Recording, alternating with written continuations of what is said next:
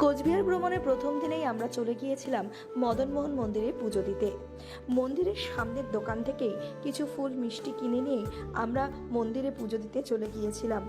মন্দিরে ঢুকে এক মনোরম পরিবেশের সাক্ষী থাকলাম এবং মদনমোহনের রূপ দেখে তো আমরা মোহিত হয়ে গিয়েছিলাম। পুজো দিয়ে আমরা ফিরে আসি গেস্ট হাউসে এবং সন্ধেবেলায় আমরা আবারও মন্দিরে যাই মদনমোহনের আরতি দেখতে, যা ছিল আরও মনোরম। ঢাক ঢোল সহযোগে একসঙ্গে মা কালী, দেবী দুর্গা এবং মদনমোহনের আরতি একসঙ্গে এখানে করা হয়ে থাকে এবং সন্ধ্যের সেই বাতাবরণ মুখরিত হয়ে ওঠে মন্দিরের চারপাশের পরিবেশ, ভেসে আসা সানাইয়ের আওয়াজ এবং ঢাক ঢোল এবং ঘণ্টার আওয়াজে, যা কোনো এক স্বর্গীয় পরিবেশে নিয়ে চলে গিয়েছিল আমাদেরকে। সত্যি আধ্যাত্মিকতার অনুভব করছিলাম। দিনের থেকে রাতের মদনমোহন মন্দিরের সৌন্দর্য ছিল আরও অনেক বেশি গুণ।